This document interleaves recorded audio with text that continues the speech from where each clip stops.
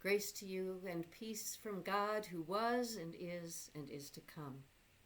I hope and pray that you are in good health and that you are holding on to the promises our faithful God has made to us, able to be content to wait for the Lord.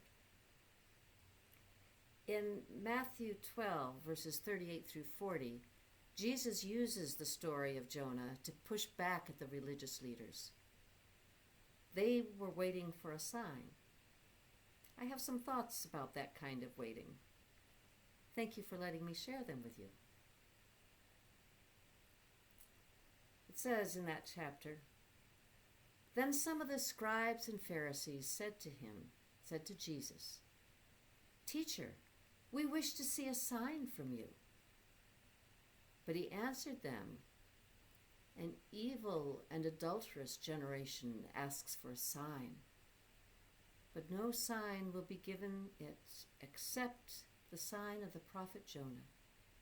For just as Jonah was 3 days and 3 nights in the belly of the sea monster, so for 3 days and 3 nights the Son of Man will be in the heart of the earth.'"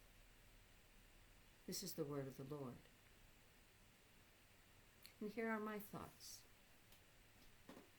How human to want a sign, some kind of a sign, any kind of a sign, something that will offer real, visible, tangible proof, some form of confirmation.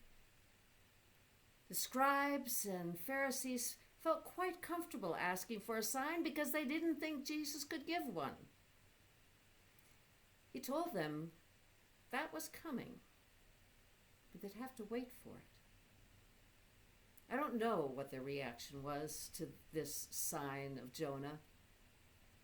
I doubt if it included an expectation that it would ever be fulfilled. Not that they were inclined to wait and see.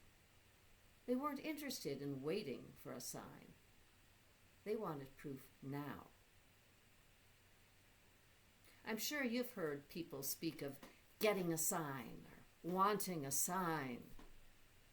I'm sure there were times that you would have given anything to have some kind of a sign that you were making a good choice, that you'd found your true love, that you'd picked the right job, the right career, the right direction for your life. That has a much more positive twist than the desire expressed by the scribes and Pharisees, but the principle is the same. Just give me a sign, Lord. Any kind of sign, something that will offer real, visible, tangible proof, some form of confirmation. But usually the closest we get to an answer is, wait for it. Whether our motives are earnest or skeptical, there's something off about wanting a sign. Maybe it's that we'd rather have quick and easy fixes to our uncertainty than do the hard work of discernment. Maybe it's a lack of trust in ourselves or in God. Maybe it's a childish impatience that wants to know now, that doesn't want to wait to see how the future unfolds. Is that all good? Do we need answers that badly? Really?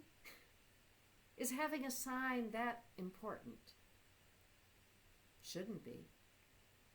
Not if we truly believe that God loves us, that we're always held in the palm of God's hand. Not if we understand that one way or another, here or hereafter, our future is assured. Then we don't need a sign. Then we can just wait for it.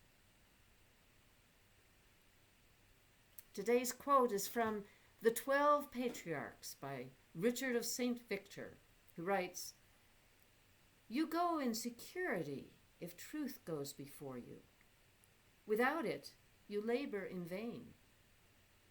As truth does not wish to deceive, so it is not able to be deceived. if you do not wish to err, follow Christ. And here's a blessing for today. May you be granted such confidence in truth revealed by the Spirit, such greatness of love for God, such depth of trust in the love and mercy and grace of God shown in Jesus Christ. You know that so much that you feel no need for signs, but can allow the plan for your life to unfold as you walk it. And may the Lord bless and guide you today and throughout your journey. Amen.